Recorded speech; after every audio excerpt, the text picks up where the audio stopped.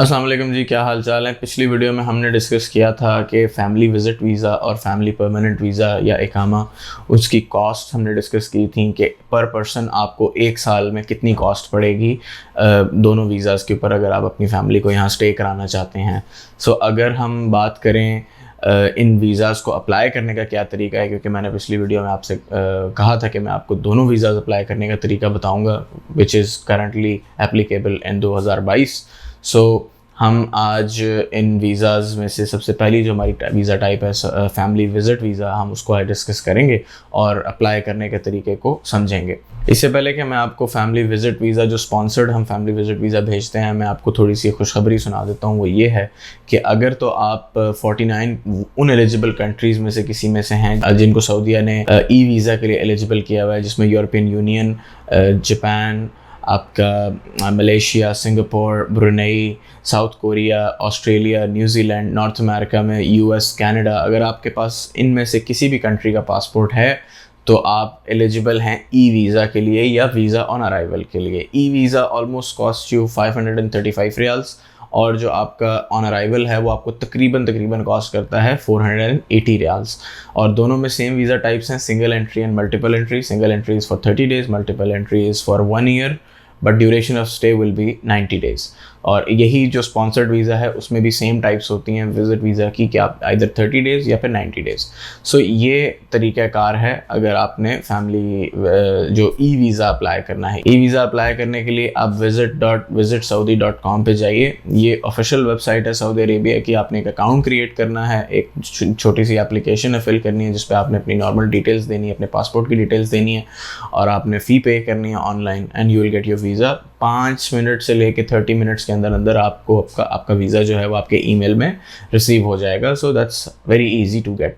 उसके अलावा अगर आपके पास पाकिस्तानी पासपोर्ट है, I am sure about Pakistani passport, I am not sure about Indian और any other passport, but Pakistani passport अगर आपके पास है और उसके ऊपर यूके का शेंजन वीज़ा या फिर यूएस का वीज़ा लगा हुआ है, और आपने इनमें से किसी भी एक वीज़ा की टाइप के ऊपर एटलीस्ट एक दफ़ा ट्रैवल किया हुआ है, तो आप भी एलिजिबल हैं वीज़ा ऑन अराइवल के लिए।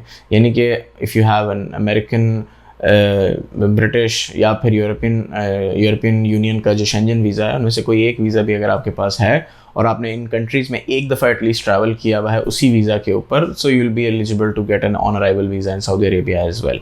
बाकी पासपोर्ट्स का I am not sure, but Pakistani passport के ऊपर ये फैसिलिटी आपको मिलती है। इसके अलावा अब अगर हम बात करें दूसरे वीज़ा टाइप की, जो कि फैमिली विज़िट स्पॉन्सर्ड वीज़ा है, जो रेजिडेंट है वो स्पॉन्सर करता है अपनी फैमिली को भेजने के लिए, उसकी थोड़ी सी जो है ना, उसके अंदर थोड़ी सी कॉम्प्लिकेशंस हैं। हम जो ये वीडियो ज़्यादातर जो लोग देख रहे होंगे वो इंडिया और पाकिस्तान से बिलोंग करते होंगे। सो आई बिलीव कि उनकी यही क्यूरी होगी, क्योंकि थोड़ा सा विज़िट वीज़ा जो अप्लाई करने का प्रोसेस है वो थोड़ा सा चेंज हो गया है।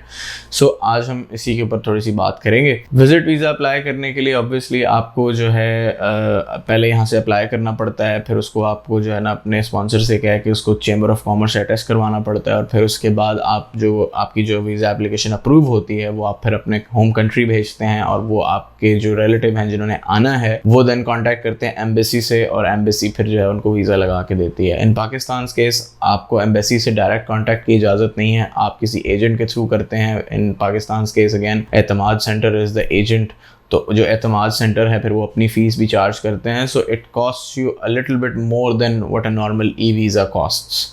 सो इस वजह से इस सारे प्रोसीजर को थोड़ा सा आपने गौर से देखना है। वीडियो को मेक श्योर आप कम्प्लीटली देखें ताकि आपको ये पूरी बातें समझ आ सकें। सो अगर तो आपने 30 डेज़ का अप्लाई करना है, सेम प्रोसीजर। 1 ईयर का भी अगर आपने अप्लाई करना है तो सेम प्रोसीजर।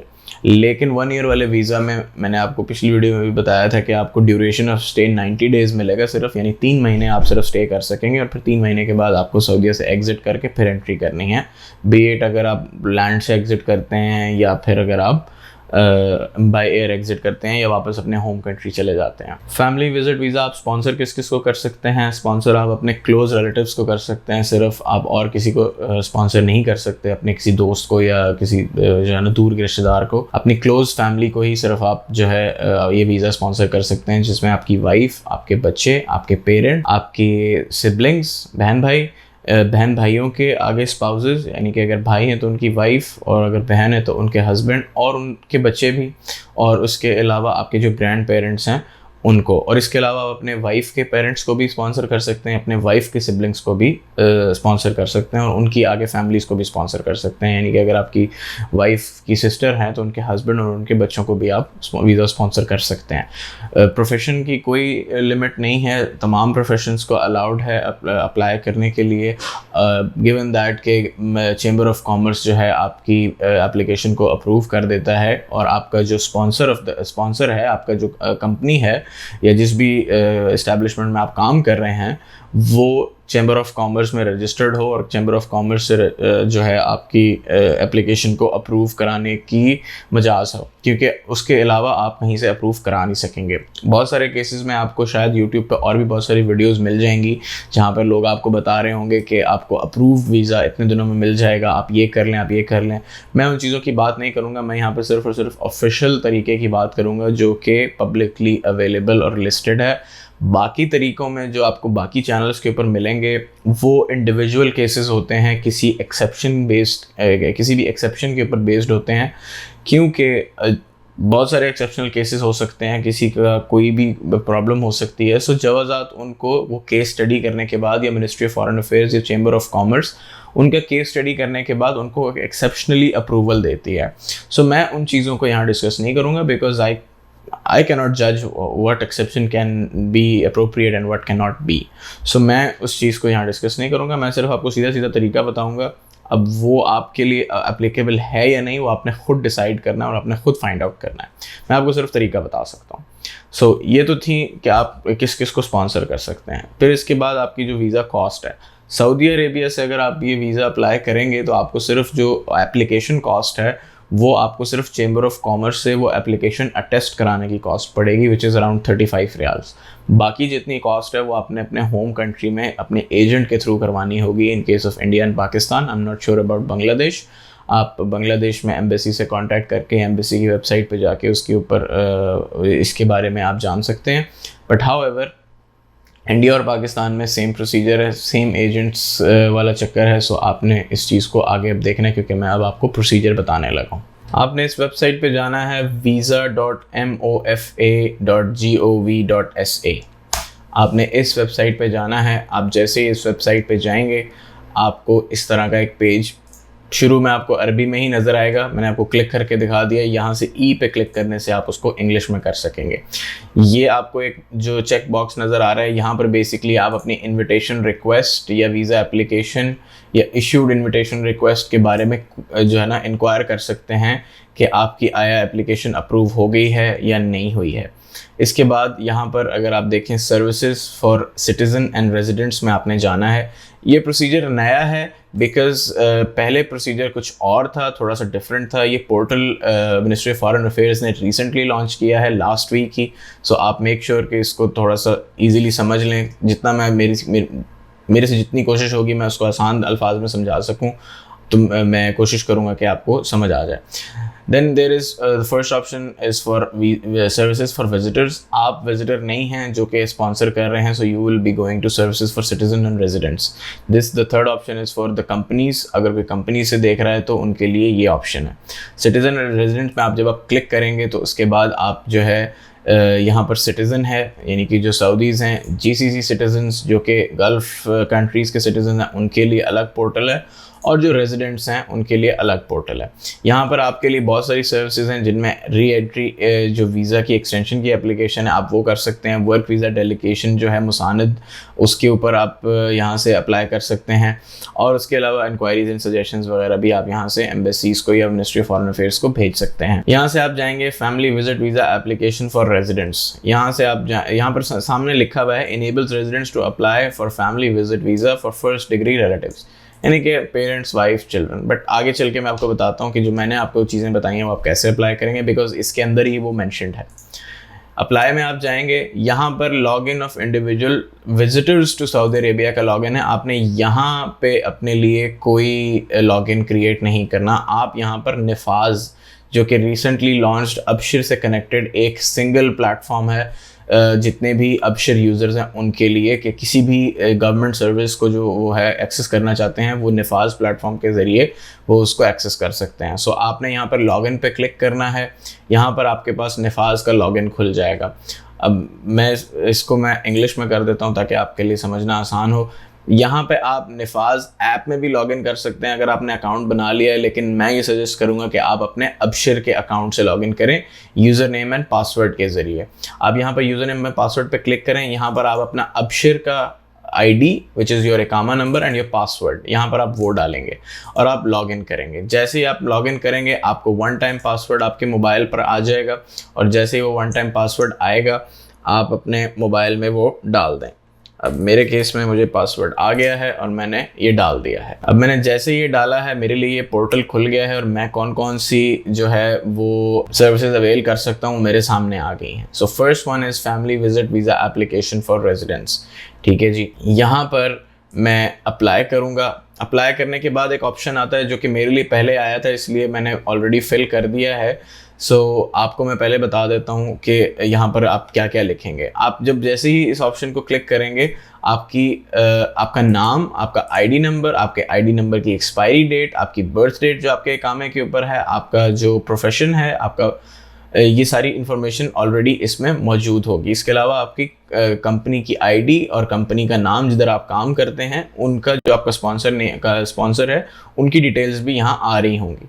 जो एड्रेस है और ईमेल एड्रेस और आपका मोबाइल नंबर, ये चीज़ें यहाँ पर नहीं आ रही होंगी, ये आपने खुद ऐड करनी है। मेक श्योर ऑलवेज रिमेंबर, इस तरह के किसी भी प्लेटफॉर्म पे जब आप जाएं तो आप हमेशा अपना एक्टिव मोबाइल नंबर जो है उसको यहाँ पर डालें, जो जिसका एक्सेस आपके पास इजीली हो और जो कि आपके नाम पे हो। यानी कि अगर खुदा ना खास्ता आपकी सिम जो है इधर उधर गुम हो जाती है तो आप नई सिम निकलवाना आपके लिए आसान हो। और same as for the email address, जो कि आपका अपना ईमेल एड्रेस हो और उसके ऊपर आपके पास एक्सेस भी हो। एड्रेस में आप अपनी कंपनी का हेड ऑफिस का रजिस्टर्ड बिजनेस एड्रेस डालेंगे, आप अपना एड्रेस नहीं डालेंगे, आप अपनी कंपनी का एड्रेस डालेंगे, B it in any city, लेकिन जो आपका कंपनी का रजिस्टर्ड हेड ऑफिस का जो एड्रेस है आप वो डालेंगे। फिर उसके बाद यहाँ पर 2 ऑप्शंस और आ रहे हैं, वीज़ा ऑब्जेक्टिव्स और एंट्री वीज़ा नंबर। ये एंट्री वीज़ा नंबर की जो का ऑप्शन है ये ज़्यादातर लोगों पे अप्लाई नहीं होगा जो लोग बहुत अरसे से सऊदी अरेबिया में रह रहे हैं। ये जो एंट्री वीज़ा नंबर की जो नंबर है ये उन पे अप्लाई होता है जो रिसेंटली सऊदीया एक नए वीज़े के ऊपर आए हैं, और जब वो नए वीज़े के ऊपर सऊदी अरेबिया आए थे तो उनके पासपोर्ट के ऊपर एक जो वीज़ा स्टिकर लगाया गया था उसके ऊपर एक वीज़ा नंबर होता है, वो वीज़ा नंबर यहाँ पर डालना है। लेकिन अगर आप ऑलरेडी सऊदीया में थे और आपने ट्रांसफ़र करा लिया, या शायद आपको 20-25 साल हो गए हैं सऊदीया में रहते हुए, तो आपके पास तो वो वीज़ा नंबर नहीं है, तो आप इस जगह को खाली छोड़ देंगे। विजिट ऑब्जेक्टिव्स बेसिकली इसका मतलब ये है कि आप विजिट वीज़ा किस मकसद से हासिल करना चाहते हैं। तो यहाँ पर मैंने एक चीज़ लिख के रखी हुई है विच इज़, इसको आपने अरबी में लिखना है, आप इसको इंग्लिश में नहीं लिखेंगे। इसको लिखा हुआ है मैंने जी, ताशीरा ज़ियारा आइला। ठीक है जी, यानी कि वीज़ा फॉर विजिट फैमिली, अगर मैं लफ्ज़ी मतलब करूं, बट इट मीन्स कि फैमिली विजिट वीज़ा। ठीक है जी, सो मुझे जी ज़ियारा आइला चाहिए, फैमिली विज़िट के लिए मुझे ये वीज़ा चाहिए। सो ये हो जाएगी आपकी वीज़ा ऑब्जेक्टिव्स। आपने मेक श्योर करना है कि आप इसको अरबी में ही लिखें। फिर उसके बाद आ जाता है जी आपने किन किन लोगों को बुलाना है। सबसे पहले आप अपने यहाँ पर नेशनैलिटी लिखेंगे, उनका अरबिक में नाम लिखना है आपने यहाँ पर, Arabic first name, make sure आपने फ़र्स्ट नेम और लास्ट नेम जो फैमिली नेम है ये लिखना है। ग्रैंड नेम और अरबिक फादर नेम लिखा या नहीं लिखा नॉट अ प्रॉब्लम। ठीक है, सो आपने फर्स्ट नेम और फैमिली नेम लाजमी लिखना है। फिर उसके बाद आप यहाँ पर अपनी बर्थ डेट डालेंगे, फिर उसके बाद birth place as per your passport, फिर उसके बाद जेंडर मेल या फीमेल। मैं आपको यहाँ पर दोनों क्लिक करके बताता हूँ। फिर उसके बाद अगर वो कोई काम कर रहे हैं तो उनके बारे में बताना है कि जी वो क्या काम करते हैं या करती हैं। फिर उसके बाद यहाँ पर आपने उनका मोबाइल नंबर डाल देना है। आप यहाँ पर सर्च कर सकते हैं with respect to the country code या फिर कंट्री। फिर उसके बाद यहाँ पर मोबाइल नंबर जो भी आपने डालना है। फिर उसके बाद उनका ईमेल एड्रेस जिनके लिए आप ये वीज़ा अप्लाई कर रहे हैं। फिर उसके बाद यहाँ पर रिलीजन, इस्लाम या नॉन मुस्लिम, दोनों में से कोई एक।